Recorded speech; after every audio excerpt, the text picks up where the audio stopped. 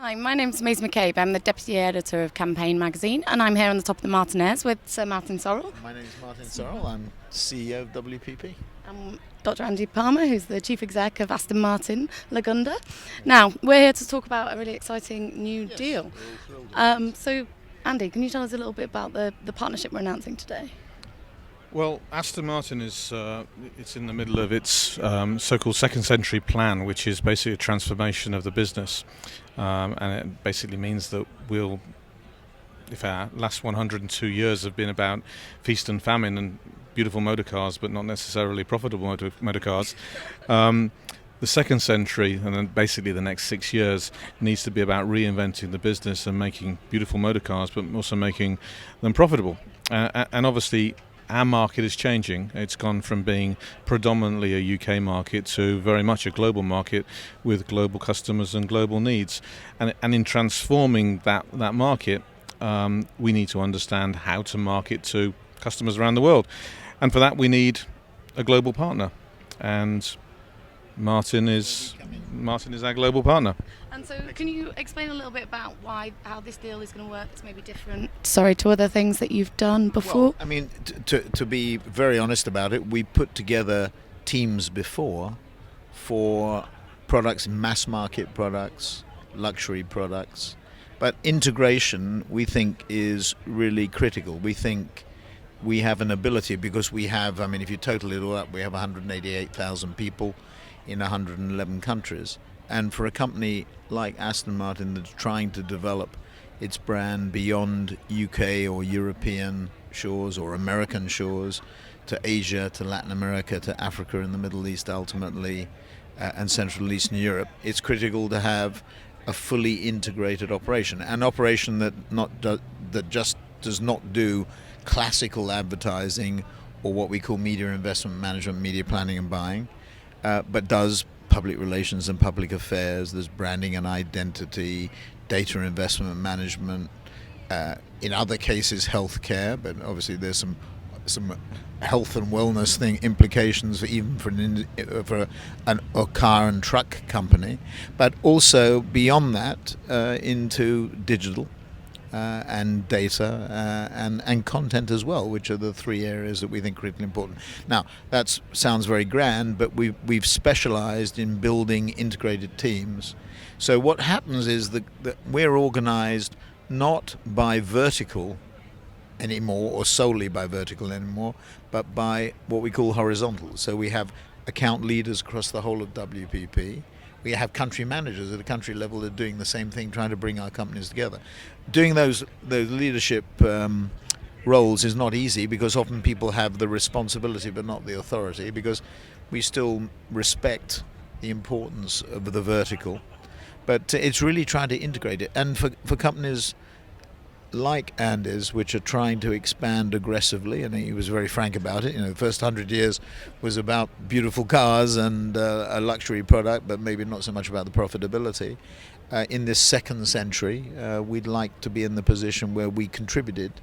You're kind enough to position as a partner. I see us as being a junior partner, but I think it's actually, we're certainly not a supplier or a vendor. We're sometimes described as that, and we bristle at that. We're not equal partners, but I do see us as being junior partners. And when clients treat us like that, I think it motivates our people significantly, and our people like to work together for a brand like this, and develop it globally. So it's a big challenge to do it.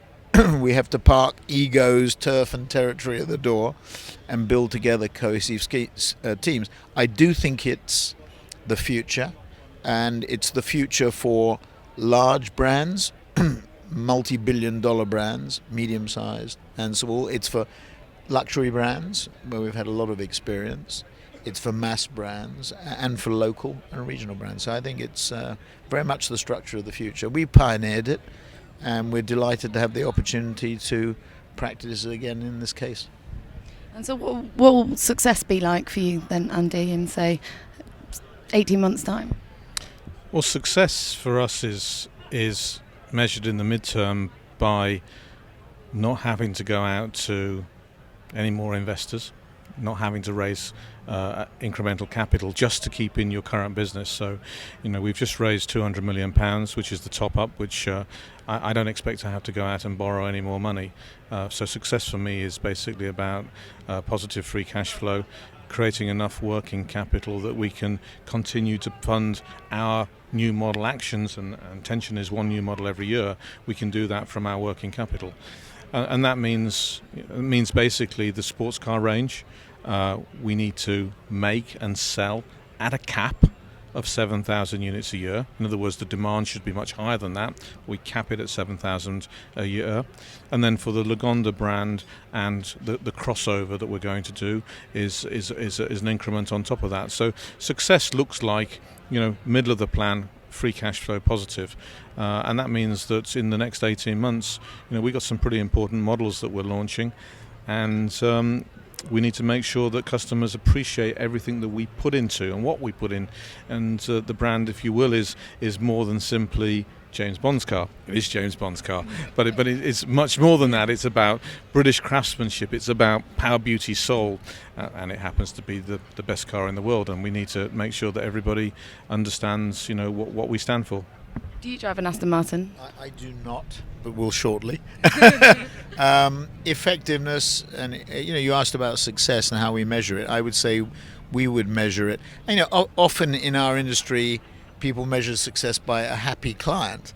Now that could be because we weren't aggressive enough in submitting bills for work we've been done to put it very crudely. But I'm not sure that that's the right way of thinking about it. I think the right way to think about it that Andy has, as he's hinted, a very aggressive new product introduction program, multiple models, Aston Martin, Lagonda, crossovers, etc. What I think is really interesting for us is obviously to introduce and market those brands in an effective way when they're available.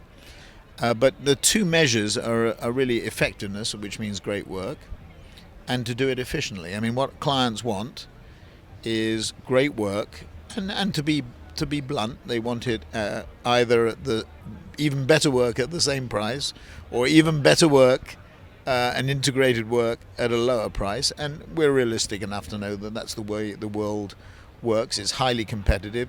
Growth generally around the world is not as good as we would all like to see it. There's very little inflation, so there is a certain lack of pricing power. Not in this case, but because there's technological differentiation and product, tangible and intangible differentiation, but there's a lack of pricing power, and in those circumstances, finance departments and procurement departments, as we know, are putting pressure on businesses, but it's wholly understandable. In those circumstances, having it integrated in an effective and efficient way, better work in a more efficient way is, I think, the key. So if we could sit here in 3, 4, 5 years' time and say that's what we've done, Andy has measured it in the way, not borrowing more money, being profitable and successful, and we can say we've done it effectively and efficiently. I think that will be it. Okay, great. Is there any, lastly, can you... And be prepared to recommend us to other clients. That's key. As a last thing, is there anything you can tell us about the work that's planned, or the sort of type of media, or... Yeah. I mean, the analogy that I would draw is that Aston Martin is a little bit like cricket. If you grew up in the UK, nobody ever taught you the rules of cricket. You just know it because you played it in the street since you were 3 years old, and you intrinsically understand it. You understand it just by second nature. If you go across to China and you say, do you know cricket? They'll say yes. You say, do you understand cricket? And they say, no way, no idea. It's a game that's played for 5 days. It's crazy. And Aston Martin's a little bit like that. Basically the Brits and to some extent the Europeans, a little bit from America, kind of understand it. But as you start to go further east, there's a knowledge of it, but not a real understanding. And what success looks like in this collaboration is that people get what we stand for. We're basically the only independent British car company remaining. We're certainly the only luxury British car company remaining, and that has to stand for something. And the craftsmanship that goes into our cars has to stand for something. And somehow or other, success looks like the world understanding and appreciating what a luxury sports car or a luxury crossover really looks like, and what Aston Martin stands for. So for me, it's more than a job.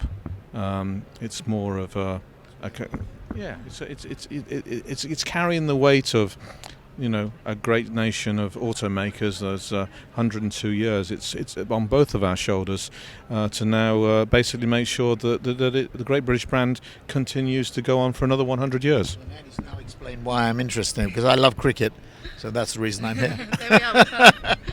Great. Well, thank you very much. And hopefully England will do a decent job against the Australians in the coming series. A bit more confident this week than doubts, so we'll last see. month. Yeah.